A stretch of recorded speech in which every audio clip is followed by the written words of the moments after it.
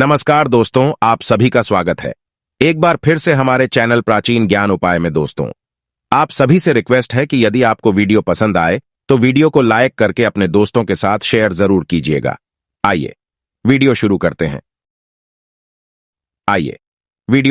हैं। दोस्तों, आज के समय में उधार देना या लेना हर व्यक्ति के जीवन में जरूरी सा हो जाता है। कोई किसी को उधार देता है तो इस बात के लिए कि उन्हें उनके जीवन में अच्छी चीजें वापस प्राप्त हो सके, तो इसकी वजह से वो उधार देते हैं। तो कुछ व्यक्ति सामाजिक सरोकार निभाने के लिए उधार देते हैं। लेकिन दोस्तों, क्या आप जानते हैं, सावन के महीने में अगर आप ऐसा करते हैं तो आपके जीवन में कंगाली विद्वान हो जाती है। कम से कम सावन के महीने में तो ऐसा ना करे। दोस्तों, तो बहुत करते हैं। सबसे पहली चीज की सावन के महीने में सबसे पहली चीज तो ये है कि भोलेनाथ से जुड़ी किसी भी प्रकार की कोई चीज आप किसी भी व्यक्ति को उधार ना दे। जैसे कि भोलेनाथ से जुड़ा किसी भी प्रकार का फल, भोलेनाथ से जुड़ा किसी भी प्रकार का वस्त्र और भोलेनाथ से जुड़ी पूजा की सामग्री आप भूल कर भी किसी को उधार या दान के तौर पर भी ना दे, क्योंकि माना जाता है कि अगर आप इस प्रकार की सामग्री दूसरे व्यक्ति को देते हैं तो आपके घर से भोलेनाथ दूसरों के घर चले जाते हैं और आपको वो नहीं प्राप्त हो पाता जो भोलेनाथ आपके लिए करने वाले थे। तो सबसे पहले आपको इस बात का ध्यान जरूर रखना चाहिए। दोस्तों, इसी तरह सावन का महीना धन प्राप्ति का महीना भी माना जाता है। भोलेनाथ साक्षात आपके घर के अंदर आगमन करने के लिए आते हैं, तो इस बात का आपको ध्यान जरूर रखना चाहिए कि सावन के महीने में भूलकर भी कोई व्यक्ति आपसे धन उधार मांगने के लिए आता है तो आपको उसे उधार पैसा नहीं देना चाहिए और सावन में आपको किसी अन्य व्यक्ति से उधार भी नहीं लेना चाहिए। ऐसी मान्यता है कि सावन के महीने में आप उधार देते हैं या लेते हैं तो वो धन कभी भी लौटकर नहीं आता, बल्कि इस समय धन देने वाला और लेने वाला दोनों कर्ज में डूब जाते हैं। दोस्तों, सावन का महीना भगवान भोलेनाथ को दूध अभिषेक करने का, भगवान भोलेनाथ को दही अभिषेक करने का महीना माना जाता है और भगवान को सफेद चीजें चढ़ाई जाती है। दोस्तों, इस बात का ध्यान रखें, सावन के महीने में अगर भोलेनाथ को चढ़ाने के अलावा कोई व्यक्ति सुबह सुबह के समय आपसे दूध, दही, छाछ या फिर संदेह काल के समय में उधार मांगने के लिए या ऐसे ही मांगने के लिए आ जाता है तो आपको भूलकर भी किसी अन्य व्यक्ति को नहीं देना चाहिए। अगर आप भोलेनाथ को चढ़ाने के अलावा ऐसा कार्य करते हैं तो मान लीजिए आपके घर के लक्ष्मी दूसरों के घर चली जाती है और साक्षात भोलेनाथ के क्रोध का भी आपको सामना करना पड़ेगा।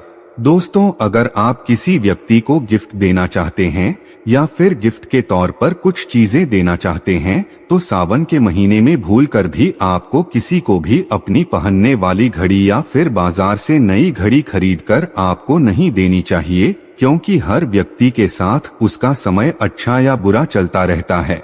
आपको घड़ी किसी से लेनी भी नहीं चाहिए। अगर किसी व्यक्ति का समय अच्छा है या आपका भी समय अच्छा चल रहा है और अगर आप किसी अन्य व्यक्ति को अपना समय दे देते हैं तो आपको आने वाले समय के अंदर अच्छे परिणाम देखने को नहीं मिलते। इस बात का आपको जरूर ध्यान रखना चाहिए। दोस्तों, सावन के पवित्र महीने में कुछ चीजें ऐसी होती हैं जो आपके घर की सुख समृद्धि से जुड़ी होती है, तो ऐसे में बहुत चीजें किसी भी व्यक्ति को उधार नहीं देनी चाहिए, वो भी संध्या काल होने के बाद। जैसे कि कोई आपसे लहसुन, प्याज, दूध, दही तथा उधार पैसे भी मांगने के लिए आता है तो जब सूर्य उदय होता है, सावन के समय सुबह सुबह या फिर सूर्यास्त हो जाता है, तब ऐसे में इन दोनों समय में आपको घर की समृद्धि दूसरों को भूलकर भी नहीं देनी चाहिए। माना जाता है कि अगर आप ऐसा करते हैं तो आपके घर की सुख समृद्धि तथा माता लक्ष्मी दूसरों के घर चली जाती है और आपको उसका अच्छा परिणाम देखने को नहीं मिलता। दोस्तों, सावन के पवित्र महीने में आपको उन बातों का ध्यान जरूर रखना चाहिए जो दान पुण्य से जुड़ी होती है। दान पुण्य करना हिंदुस्तान की परंपरा रही है। हर व्यक्ति दान पुण्य करके सावन के पवित्र महीने का लाभ उठाता है, लेकिन सावन में आपको दो प्रकार के वस्त्र ना तो खरीद कर लाना चाहिए और ना ही किसी व्यक्ति से लेना चाहिए और ना ही किसी व्यक्ति को देना चाहिए। इसके अंदर पहली चीज तो होती है काले और सफेद कपड़े। आप विशेष रूप से ध्यान रखें, भूलकर भी किसी भी सुहागिन महिला को सफेद कपड़े उधार या फिर दान दक्षिणा के तौर पर नहीं देने चाहिए। माना जाता है कि अगर आप ऐसा करते हैं तो उसके वैवाहिक जीवन को यह प्रभावित करता है और उसके वैवाहिक जीवन में दुख आ जाते हैं, तो इसी वजह से इसका ध्यान रखना चाहिए। दोस्तों, विशेष तौर पर काले कपड़े आप किसी को भी दान के तौर पर या उधार के तौर पर सावन के महीने में नहीं देनी चाहिए।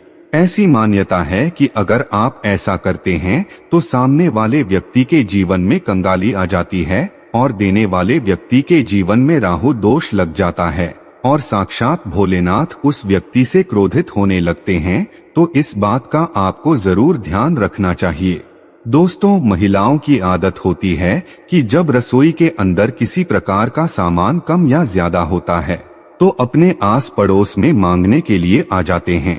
तेल, घी या फिर अपने घर की हल्दी, ये तीनों चीजें सौभाग्य का प्रतीक मानी जाती है। जिसे घर में ये चीजें होती है, माना जाता है कि सावन के महीने के बाद उसके घर में सुख समृद्धि बनी रहती है। तो सावन के महीने में अपने घर से किसी को भी भूल कर भी इस प्रकार की चीजें आपको उधार ना तो देनी चाहिए और ना ही लेनी चाहिए। अगर आप ये गलती करते हैं तो देखते ही देखते आपके परिवार पर दुखद परिणाम देखने को मिल सकते हैं और आपके घर की सुख समृद्धि दूसरों के घर चली जाती है। दोस्तों, सावन के महीने में बासी रोटी दान नहीं करनी चाहिए, ना ही किसी जानवर को खिलानी चाहिए। बासी रोटी हमेशा बसी ही कहलाती है। इसीलिए अगर आप भोले बाबा की कृपा पाना चाहते हैं तो ऐसे में ताजी रोटी तथा ताजे बने चावल ही खिलाने चाहिए। इससे भगवान भोलेनाथ बहुत खुश होते हैं।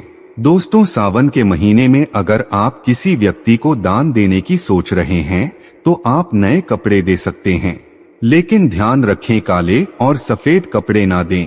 जो आपके अपने पहने हुए और अपने पुराने कपड़े भूलकर भी किसी को भी दान के तौर पर या फिर पहने हुए कपड़े किसी को भी ऐसे ही नहीं देनी चाहिए। माना जाता है कि अगर आप अपने पहने हुए कपड़े किसी अन्य व्यक्ति को देते हैं तो याद रखिए आपके पहने हुए कपड़ों के साथ आपकी समृद्धि जुड़ी हुई होती है। अगर वो दूसरों के घर चली जाती है तो आपको कंगाली या फिर इस प्रकार की चीजों का सामना करना पड़ता है जो आपके परिवार के लिए अच्छे नहीं होते। तो हमेशा इस बात का ध्यान रखें, अपने पहने हुए कपड़े कभी किसी को ना दें। आप चाहें तो सावन में बाजार से नए कपड़े खरीद कर दान दे सकते हैं। दोस्तों, सावन का महीना सुहाग के लिए विशेष माना जाता है।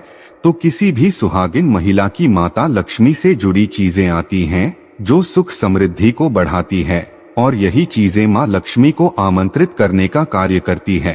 तो ऐसी चीजों से जुड़ी हुई कोई भी वस्तु आपको किसी भी महिला को नहीं देना चाहिए। सुहागिन महिलाएं विशेष तौर से ध्यान रखें कि अपने माथे पर लगाने वाला सिंदूर तथा गले में धारण करने वाला मंगलसूत्र और तीसरी चीज अपने पैरों में पहनने वाली पायल और चौथी चीज पैरों का बिछुआ और चूड़ियां सुहाग का प्रतीक मानी जाती है। दोस्तों, ये 5 चीजें किसी भी सुहागिन महिलाओं को भूलकर भी ऐसे ही चाहे आपकी बहन ही क्यों ना हो पहनने के लिए नहीं देना चाहिए और ना ही किसी अन्य महिला की पहनने के लिए आपको लेना चाहिए। इस बात का आप ध्यान रखें तो निश्चित तौर पर आपको इसका प्रभाव देखने को मिल जाएगा और देखते ही देखते भोलेनाथ की विशेष कृपा भी आपको देखने को मिल जाएगी। दोस्तों, जो व्यक्ति सावन के महीने में डेली वाले नमक को दान करता है तो उसके बारे न्यारे हो जाते हैं। भगवान भोलेनाथ की कृपा उसके ऊपर सदैव बरसती है। सावन में नमक का दान हर हाल में आपको करना चाहिए। दोस्त, आप वीडियो के अंत तक आ ही गए हैं तो आपसे रिक्वेस्ट है, चैनल पर पहली बार आए हैं तो चैनल को सब्सक्राइब करके बेल आइकन को ऑन कर ले और वीडियो पसंद आया हो तो अपने दोस्तों को शेयर कर दे ताकि उनको भी फायदा हो सके। धन्यवाद।